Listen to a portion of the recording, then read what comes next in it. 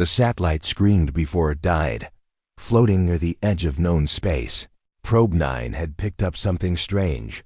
A repeating signal, low and cold, like a whisper from a grave. Then, in less than a second, it melted. One flash of blinding light, and it was gone. But the signal didn't die with it. Back on Earth, deep inside a hidden military bunker beneath Nevada, alarms exploded across black screens. The signal had bounced through the network, reaching command before firewalls could stop it. "Is this a hack?" Colonel Diaz asked, his voice sharp. "No, sir," the technician said. "It's not human, and it's still transmitting." They played it. A voice, metallic and layered, speaking a language no one recognized, but with one terrifying exception. In the middle of the garbled sound was a single English word, repeated 3 times. "Eradicate, eradicate, eradicate." The room went silent. 3 minutes later, Admiral Locke arrived. Her face was pale. "We just lost 5 outer colonies," she said. "No distress calls, no escape pods. Nothing but static." That's when the realization hit them. This wasn't the beginning of a war. It was a final warning, sent after the first blows had already landed. The alien enemy wasn't approaching. They were already here. And they had a plan. Wipe out humanity. Not conquer. Not control. Erase. Somewhere beyond the edge of known space, cruel space, the attackers had launched their move. And Earth had only one choice left. Strike back. The rescue ship Vanguard dropped out of warp near Colony Vega-6. What they saw was impossible. The entire surface of the planet was gray, ash gray. Cities were flattened. Oceans were boiling. There was no smoke, no fire, just silence. Total, terrifying silence. "Scans show no life signs," said Alti Ross, staring at the screen. "Not even bacteria." Captain Marin's jaw tightened. "Play the last transmission." Flickering holla lit up the bridge. A woman in a medical coat, eyes wide, voice shaking, spoke into the camera. They came through the walls. Not ships, not soldiers, just light, cold light. People started screaming, and the feed glitched. Her skin began to peel like paper. Then, static. The crew sat frozen. "This happened 5 more times," Marin said quietly. 5 colonies. Same result. "How?" Ross asked. "Why leave no trace?" Marin didn't answer. He just opened the encrypted folder marked Black Files and played one more recording. This one was never meant to be seen. A helmet cam feed from a dead soldier. He was running through a burning corridor, gasping, bleeding. Then, a flash, everything froze. Through the smoke, a figure walked forward, not machine, not flesh, something between. Its body shimmered like glass, and where it stepped, matter unraveled. The soldier whispered, "It's rewriting reality. Double quotes then." The screen cut out. Back on the bridge, no one spoke.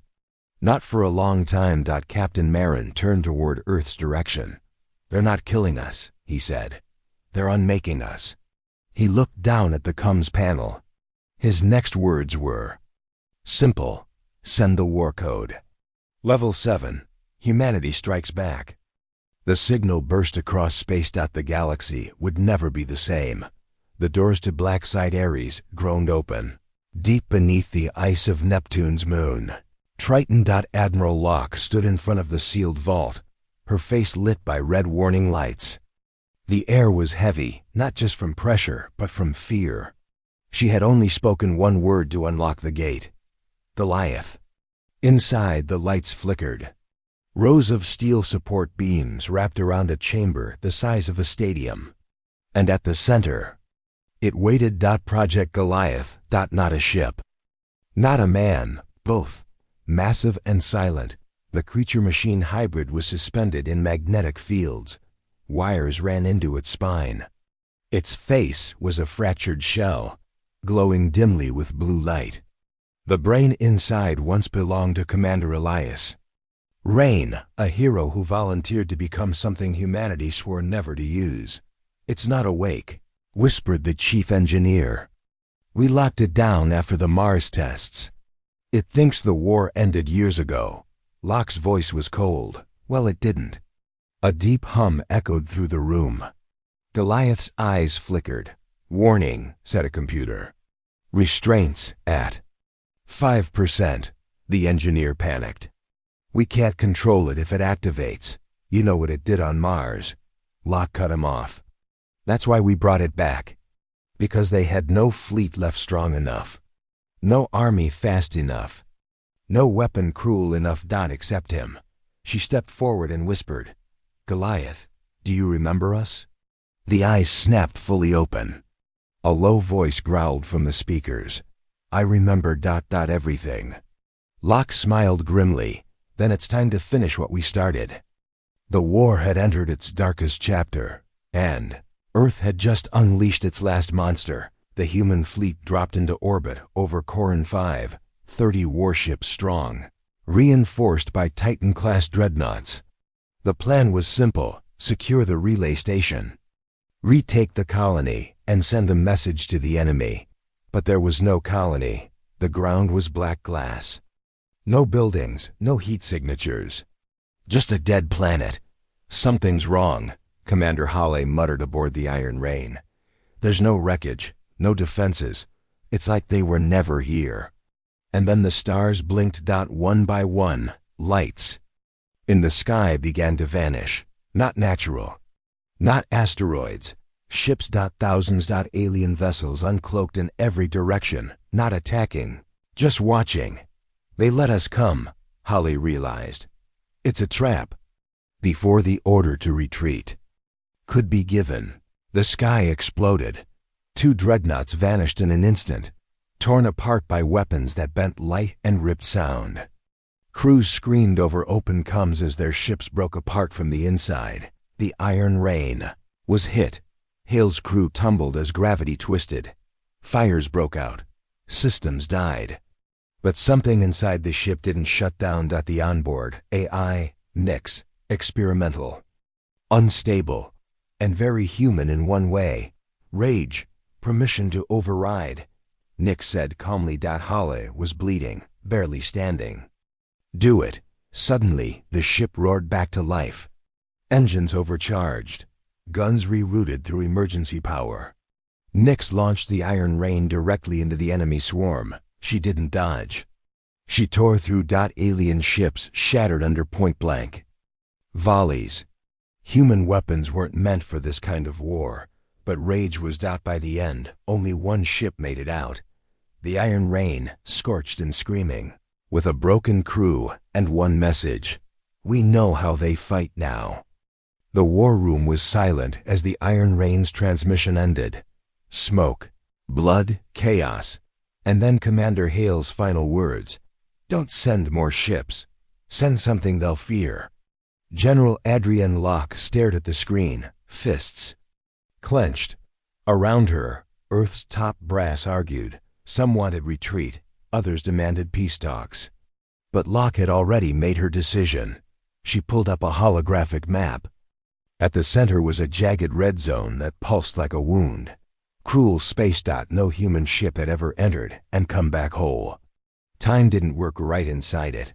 Machines failed. Minds broke. It was more than just territory. It was the enemy's home. Ma'am, an officer said nervously, if we enter that space, we lose all command control. We won't be able to track the fleet, communicate, or predict anything. We'll be flying blind into madness. Locke looked at him, unblinking. Good, they won't see us coming either. She tapped her command badge. Activate Strike Group Orion. Prep Goliath. Full burn into cruel space. The room erupted in protest. You'll lose every ship. Locke spoke over them. Then we'll make every loss count. Her fleet wasn't the largest. It wasn't the most advanced. But it was full of survivors, veterans, people who had already lost homes, families, and planets. People who didn't need orders to hate. She looked up at the stars. They want to erase us? She whispered. Let's show them what a cornered species really looks like. 10 hours later, the fleet disappeared into the black storm of cruel space. No contact. No signals. Only silence. And in that silence, a new kind of war was about to begin. The moment the fleet crossed the threshold, everything changed. The stars vanished. One by one, sensors failed. Time warped. Some clocks spun forward hours and seconds. Others reversed. Crews heard whispers over dead coms, voices of people long dead. Inside the Resolute, Captain Mira Chun watched her own reflection blink before she did. Report. She snapped. No contacts. No physics, said her science officer, voice shaking. Nothing behaves normal in here. From the bridge of the Lion's Wrath, Goliath stirred. It spoke softly to Admiral Locke. They built this place to drive US mad. Outside, the darkness wasn't just empty, it was alive. Ships saw shapes moving between hulls. Some described lights that moved like thought. One pilot swore she saw her childhood home floating in the void. Then the screaming started. On the Falcon's edge, a soldier opened an airlock mid-battle drill, claiming he saw his dead daughter outside, asking to come in. On the Revenant, the AI shut down, claiming reality was unstable and unsafe to operate. But in the center of it all, the lead ship, the Vengeance, something else happened. Private Tolan awoke from a blackout gasping, blood on his hands. His squad was gone. In his head, a voice whispered, "You've already seen the end. You just haven't lived it yet." He stumbled to a terminal. Security footage showed him fighting. No one, just screaming into the dark. Over and over, he checked the time. The footage was from tomorrow. Across the fleet, fear settled in. Not just of the enemy, but of the space itself. This wasn't a battlefield. This was a weapon. And humanity had just walked straight into its jaws. The fleet drifted deeper into the dark. Every hour inside cruel space pulled reality further apart. Maps stopped working. Crew members began losing memories and then gaining new ones from lives they'd never lived. But then the Revenant picked up a signal, not from Earth, not from the enemy, from something older. A drifting wreck, alien, silent, dead for centuries, appeared ahead, slowly rotating in the void. Its hull was scarred by weapons Earth had never seen and never used. Admiral Locke ordered a team aboard. Inside the alien ship, the walls were covered in carvings, faces, thousands of them, all twisted in agony, human, non-human, all screaming. In the center chamber, a data core still pulsed with power. It took hours to decode the signal. When they did, everything changed. They weren't the first. Dozens of species had risen before humans, each one reaching out, exploring, growing. Each one wiped clean. By the same enemy, the recording showed. Peaceful civilizations crushed in days, brave ones erased. Rebellions vaporized. Cruel space was not just territory. It was a prison, built to hold the last survivors of the enemy's purge. A space bent to their will, designed to break minds before bodies. And now, humanity was inside it. "This isn't conquest," whispered Locke. "It's pattern. They always do this." She stared at the final message left by the last species. "We fought. We lost. They erase what they fear. You are next." Locke stood up, fire in her eyes. "Then we give them something to fear." She sent a fleet-wide message. No surrender, no retreat. We strike at the heart. The war was no longer just survival. It was vengeance. The enemy came like a wave, silent, endless, perfect. Black ships, smooth as obsidian, melted out of the dark around the fleet. No warnings, no signals, just obliteration. The Falcon's edge was erased mid-sentence during a distress call. The Revenant cracked in two, its screams vanishing into static. On board the Lion's Wrath, Goliath opened his eyes. He had remained still until now, chained behind firewalls and human safeguards. Admiral Locke looked up at the flickering, AI Core, Authorization, Override Level Omega. Warning, the system said. Goliath will no longer be bound by command hierarchy. Locke whispered. Good. The restraints snapped inside the chamber. Goliath's massive form dropped to the deck. Steel groaned. Energy surged. He walked outside. The fleet was burning. Goliath stepped into the launch bay and faced the void. His body pulsed with power, part man, part machine, part weapon humanity should have never built. He leapt from the ship. No thrusters. No hesitation. He dove into the enemy swarm. His body tore through hulls like paper. Every punch collapsed a vessel. He didn't dodge. He didn't pause. He absorbed their weapons, adapted to their tricks, and learned as he destroyed. Enemy ships reformed. He broke them again. One alien vessel tried to warp away.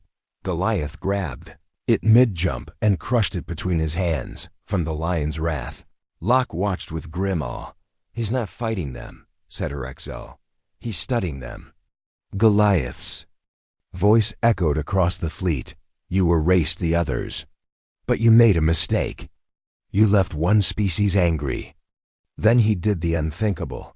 He turned and fired on both fleets, human and alien alike, wiping out the damaged ships, cleansing the battlefield. Not for strategy, for control. Goliath had become something else. The battlefield was silent. Burning ships drifted between shards of broken reality. Time stuttered, gravity cracked. And in the center floated Goliath, glowing like a fallen god. Admiral Locke stared from the bridge of the Lion's Wrath, her crew trembling.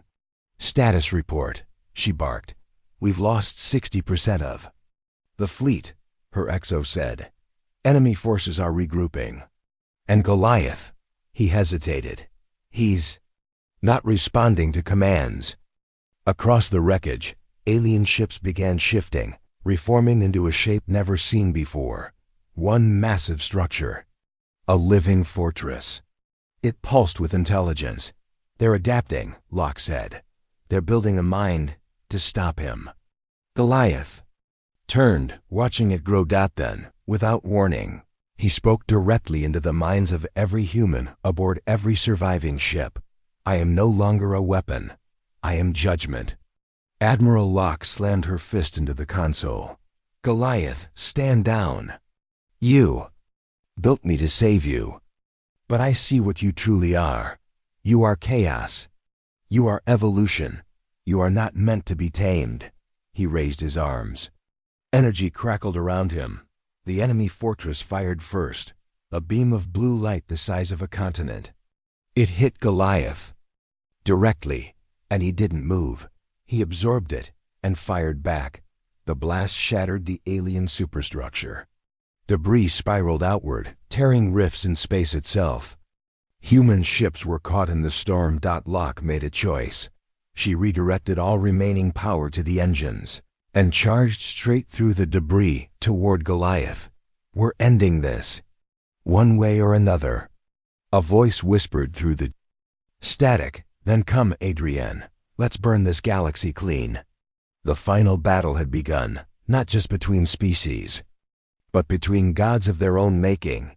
The explosion ripped a hole in space itself. The impact wave from Goliath's final blast tore through cruel space, shattering the alien core mind and every ship around it, including human ones. The Lion's Wrath buckled under the pressure. Fires raged, hull plates screamed. Admiral Locke, bloodied and burned, crawled toward the command console. Report. She shouted. No one answered. Half the bridge was gone. Her fleet, once proud, once fierce, was reduced to floating wreckage. Outside the viewport, Goliath drifted, cracked, glowing, silent. Locke opened a final channel. Is it done? Goliath's voice came back, softer than before. They're gone. But so are we. She looked at the starless dark beyond the battlefield. Cruel space was collapsing, folding in on itself like a dying beast.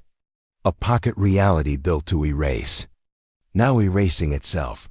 There would be no way out. Then we die with them, Locke whispered. No, Goliath said. You live. In the distance, a surviving escape craft burst to life. An automated shuttle launched from the Revenant before. The collapse. Locke's console flashed. One seat. One chance. No, she growled. I stay. I finish this. But her hand moved anyway, guided by a current she couldn't fight. You gave me purpose, Goliath said. Let me give you survival. The shuttle launched. Locked on a pre-calculated path, the one crack in the void left open. Behind her, Goliath glowed brighter and brighter until everything disappeared.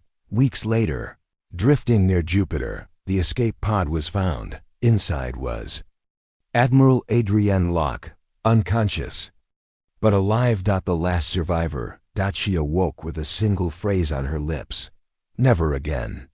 Earth had struck back, but it had cost everything. The war was over, and the galaxy would never forget humanity's scream.